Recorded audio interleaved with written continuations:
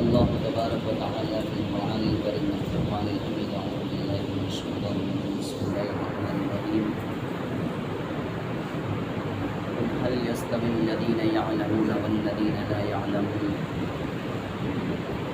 وقال النبي صلى الله عليه وسلم طلب العلم فريضة على كل مسلم ومسلمة، أو كما قال النبي صلى الله عليه وسلم. اللہ رب العزت کا بے انتہا کرم ہوا، فضل ہوا، احسان ہوا کہ اللہ رب العزت نے مجھے اور آپ کو اللہ کے گھر کے اندر آنے کی توفیق نصیب فرمائی.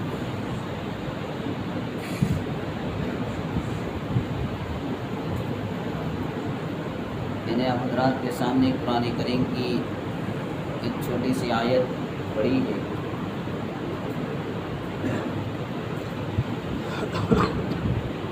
آج جو مجھے بتانا ہے، مدرسے کے اندر جو طلباء پڑھنے آتے ہیں، مکتب کے اندر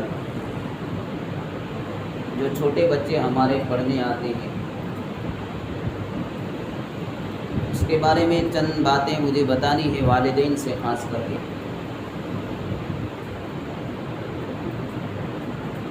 میں نے 4 گھنٹے پہلے بھی اس کے بارے میں بتایا تھا میں نے، اس لیے کہ دوستوں بزرگوں، میں نے اور آپ نے علم کی حقیقت نہیں پہچانی.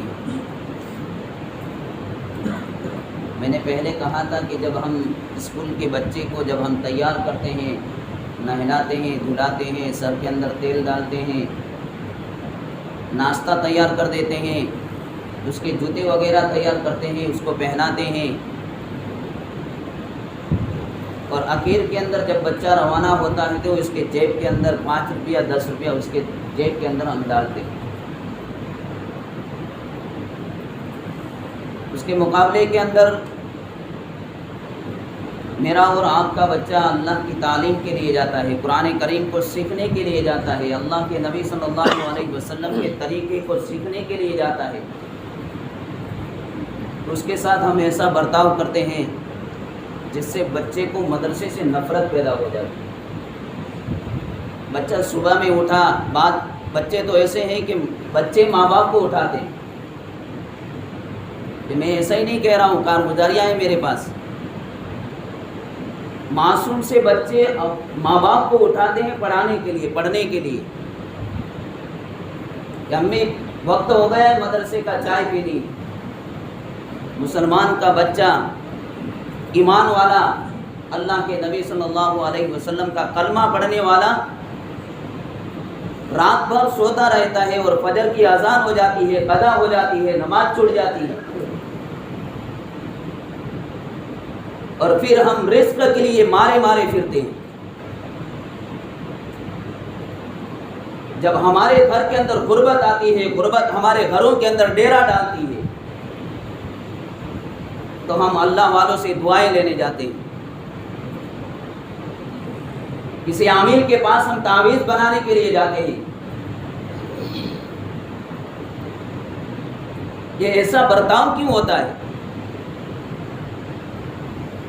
میرا ضمیر یہ گوارا نہیں کرتا ہے کہ صبح فجر کی اذان کے اندر، اذان ہوتے ہی میں اللہ کے گھر کے اندر آ جاؤں، میری شروعات اللہ کی یاد سے ہو جائے. اور وہ بچہ صبح میں اٹھتا ہے جس کو بچے نے ماں باپ کو اٹھانا چاہیے تھا، لیکن بچے ماں باپ کو اٹھا رہے ہیں.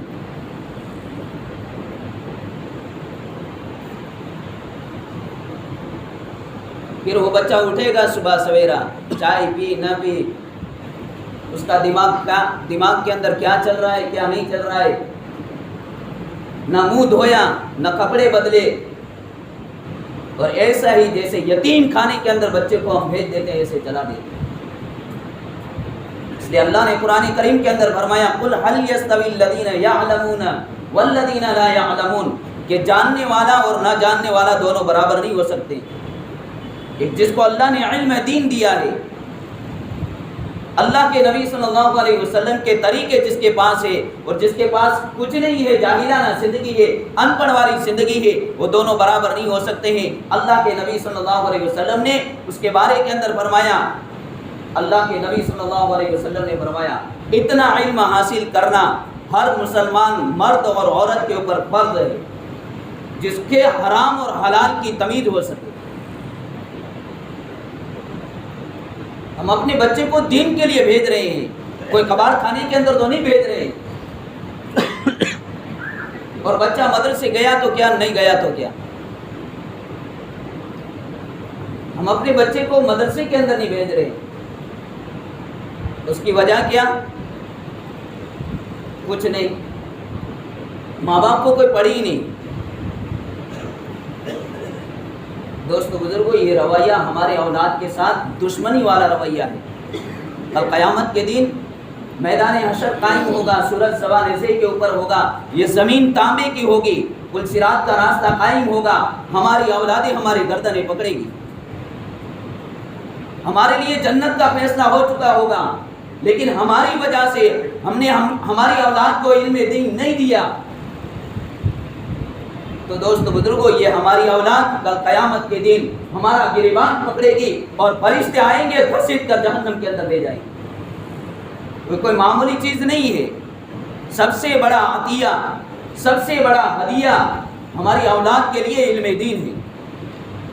اگر ہم نے دنیا کے اعتبار سے ہم نے ہماری اولاد کو تحفہ نہ دیا، چند دن رو جائے گا، رو کر بند ہو جائے گا، لیکن اگر علم دین نہیں دیا تو دوست بزرگوں دنیا میں بھی روئے گا اور آخرت کے اندر بھی روئے گا۔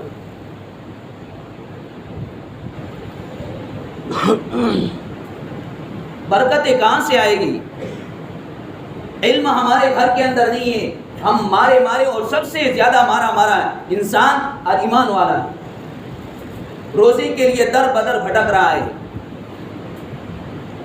اللہ والے بتاتے ہیں کہ ہم نے دین کے کام کو چھوڑ دیا، اللہ کے نبی صلی اللہ علیہ وسلم کے طریقوں کو چھوڑ دیا، قرآن کریم کو پس پشت ڈال دیا، قرآن کی تسبیحات اور تلاوت کو چھوڑ دیا۔ آج ایمان والا غیروں کے حوالے ہو گیا، غیروں کے دروازے کے اوپر جھولیاں پھیلاتا ہوا نظر آ رہا ہے۔ اس ایمان والے کو تو اللہ نے رہبر بنا کر بھیجا تھا، لیکن یہ خود کسی کی رہبری کے اندر بھٹک گیا۔ اور پھر ہم دعائیں کرتے ہیں، ہمارے رزق کے اندر برکت نہیں آتی ہے، کہاں سے آئے گی؟ ایک تو سب سے پہلے ہم اپنی اولاد کے ساتھ ظلم کر رہے ہیں، علم نہ دے کر۔ اس کو اہمیت دلاؤ، اپنے بچے کو اہمیت دلاؤ۔ تو اللہ کے گھر کے اندر جا رہا ہے، مدرسے کے اندر جا رہا ہے، قرآن کریم کی تعلیم حاصل کرنے کے لیے جا رہا ہے، تو اس نبی صلی اللہ علیہ وسلم کے طریقوں کو سیکھنے کے لیے جا رہا ہے، جس کی امت کے اندر داخل ہونے کے لیے انبیاء علیہ الصلوۃ والسلام نے تمنا ہی کیا، اس نبی کی تعلیم کو حاصل کرنے کے لیے تو جا رہا ہے۔ اسے نہلاؤ دھلاؤ، اچھے کپڑے پہناؤ، خوش ہو کر اس کے جیب کے اندر جب علم حاصل کرنے کے لیے جاوے، پڑھنے کے لیے جائے، اس کو پیسہ دو۔ لیکن جب یہ رویہ میرا اور آپ کا بچے کے ساتھ ہوتا ہے کہ جب بچہ اسکول کے اندر جاتا ہے تو اس کو نہلایا جاتا ہے، دھلایا جاتا ہے، اس کے سر کے اندر تیل ڈالا جاتا ہے، پیسے ڈالے جاتے ہیں، اور جب مدرسے کے لیے جب ہمارا بچہ جاتا ہے تو دوست بزرگوں کوئی پرواہ نہیں، پھر بچے کے دل کے اندر پڑھنے کی اور استاد کی نفرت دل کے اندر پیدا ہوتی ہے، قرآن کی نفرت اس کے دل کے اندر ہم بھرتے ہیں، علم کی نفرت میں اور آپ بھرتے ہیں۔ بچہ سمجھتا ہے کہ اس کی کوئی اہمیت ہی نہیں ہے، جو اہمیت ہے ہم نے اسکول کی دی، بچہ یہی سمجھتا ہے۔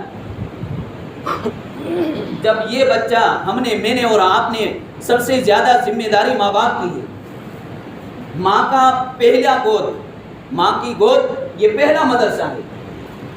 ماں جیسی تربیت سکھلائے گی، ماں باپ جیسے تربیت اور اخلاق سکھائیں گے، اتنا ہوتا رہے گا۔ آج چھوٹا سا بچہ، معمولی سا بچہ، موبائل کے بغیر اس کو چین نہیں آتا، انٹرنیٹ کے بغیر اس کو نیند نہیں آتی، موبائل کی ڈسپلے جب تک نہ لے اس کے دل کے اندر چین اور سکون نہیں آتا۔ یہ ماں باپ کی ذمہ داری ہے، اگر اس سے باز نہیں آئے تو یہ ہماری اولادیں، ہمارا سر ہوگا اور ہماری اولاد کا جوتا ہوگا۔ سڑکوں کے اوپر ہم روتے پھریں گے، پھر دعائیں کریں گے، دعا کچھ کام نہیں آئے گی۔ ایک اگر ہماری زندگی کے اندر برکت چاہیے، ہماری اولاد کو صحیح تعلیم دو، ہماری اولاد کو صحیح طریقہ دکھاؤ، ہماری اولاد کو صحیح اخلاق دکھلاؤ۔ اور دوسری چیز ہے نماز۔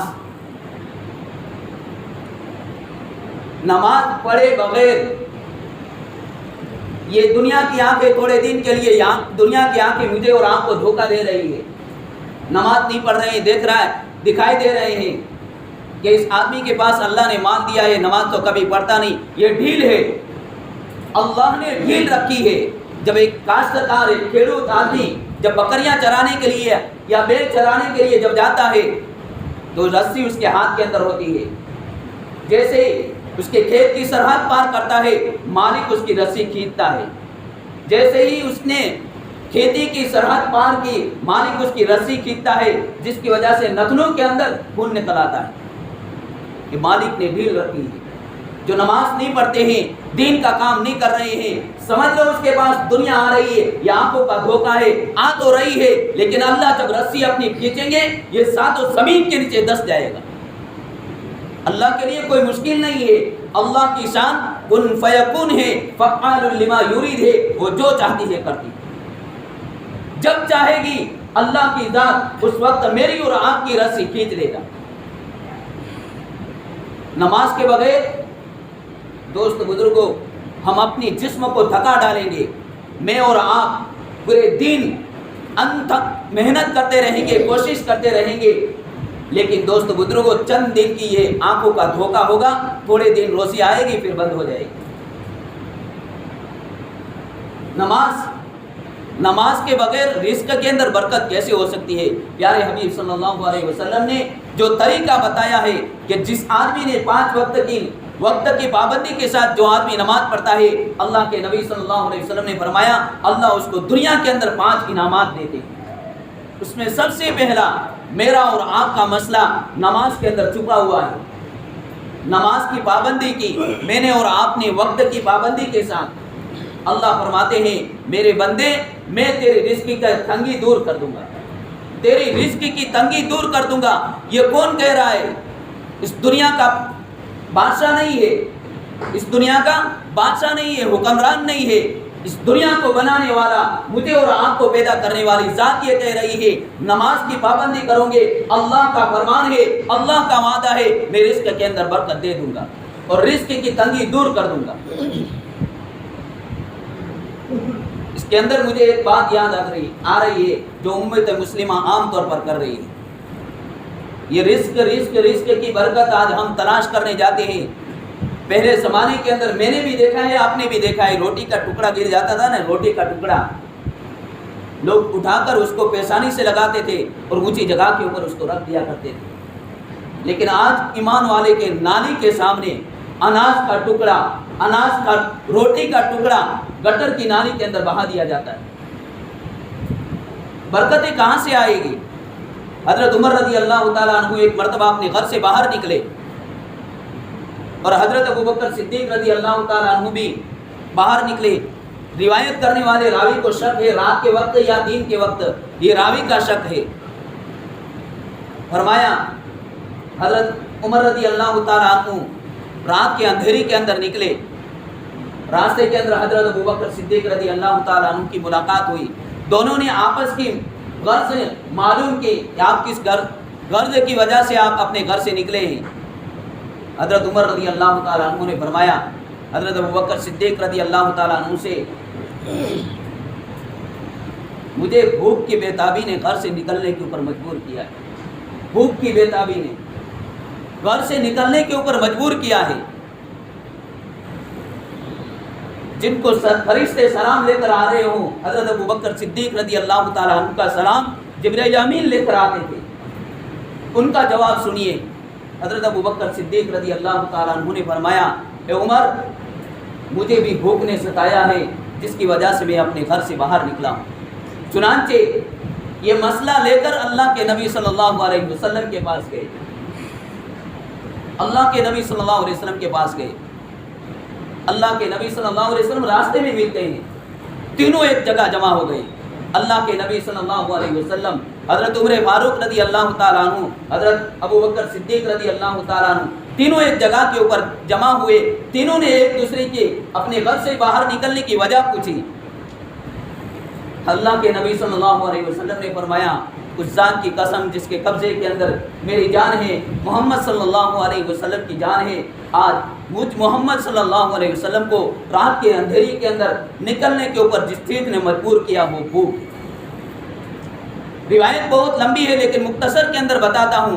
اللہ کے نبی صلی اللہ علیہ وسلم ان دونوں کو لے کر ایک انصاری کے باغ کے اندر تشریف لے گئے. ابو ایوب انصاری رضی اللہ تعالیٰ عنہ کے باغ کے اندر تشریف لے گئے.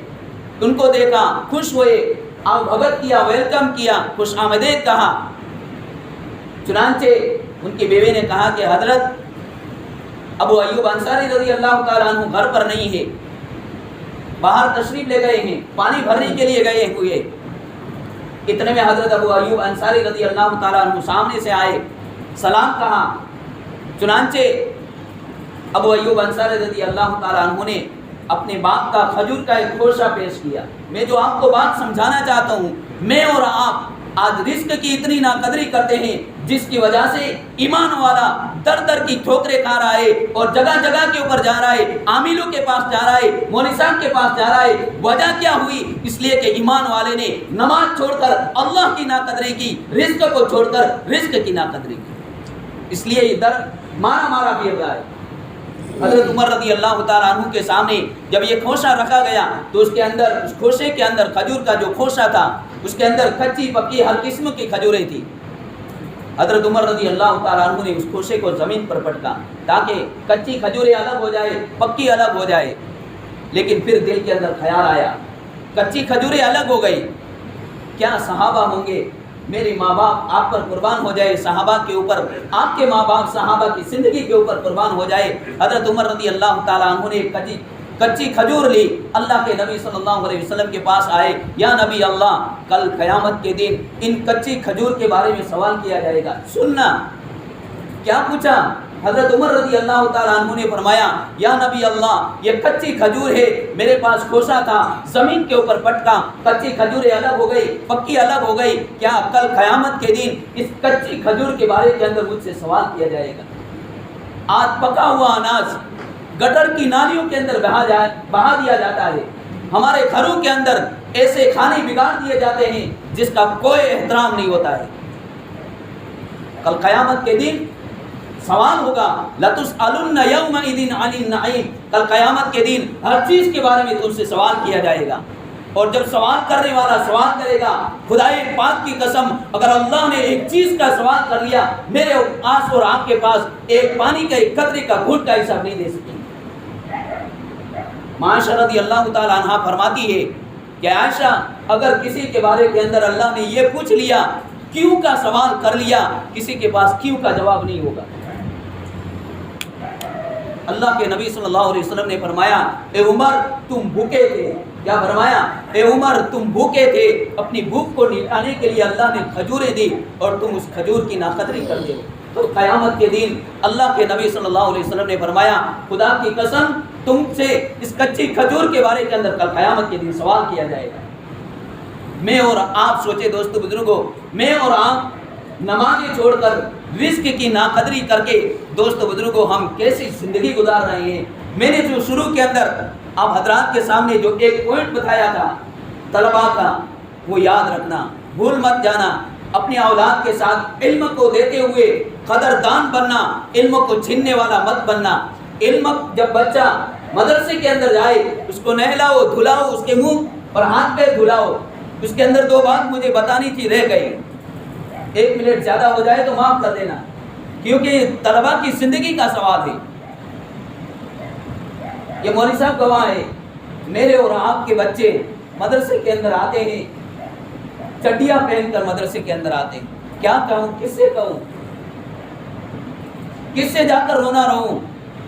میرے اور آپ کے بچے کو جب بچے سے کہا جاتا ہے یہ اللہ کے نبی صلی اللہ علیہ وسلم کے دشمن والے بال مت کٹاؤ، لیکن پھر بھی کٹا رہے ہیں. کس کو سمجھاؤں؟ حالانکہ یہ طبقہ جاندار طبقہ ہے، دیندار طبقہ ہے، سمجھنے والا اور سمجھانے والا طبقہ ہے. کہاں بھٹک گئی ہے امت؟ اپنے بچوں کو کیوں جہنم والے راستے کے اوپر ڈال رہے ہو؟ ایسے بال کیوں کٹواتے ہو جس سے اللہ کے نبی صلی اللہ علیہ وسلم کی لعنت اترتی ہو، جس پر اللہ کی لعنت سیکنڈ کے اوپر اترتی ہو؟ ایسے بال ہم اور آپ کیوں کٹواتے ہیں؟ ایسے بال، یہودیوں جیسے بال کٹوا کر اگر بچہ علم دین حاصل کیا تو کل بڑا ہونے کے بعد یہودیوں کے راستے کے اوپر چلے گا، ایمان والے راستے کے اوپر نہیں چلے گا. اس لیے آپ سے عزیزانہ گزارش سے ہاتھ چھوڑ کے وننتی کر رہا ہوں دوستو بزرگوں، ہماری اولاد کو صحیح تعلیم دو، ہماری اولاد کو صحیح اخلاق بتاؤ. میں نے اور آپ نے ہماری اولاد کو جہنم کے گھڑے تک پہنچا دیا ہے. یہ بچے تو معصوم ہیں، یہ کوری سلیٹ ہے، اس کے اندر جیسا آپ لکھنا چاہیں گے لکھ سکیں گے. دوستو بزرگوں، میں اور آپ اپنے بچے کے ساتھ دشمنی والا معاملہ کر رہے ہیں. اللہ رب العزت مجھے اور آپ کو کہنے سننے سے زیادہ عمل کرنے کی توفیق نصیب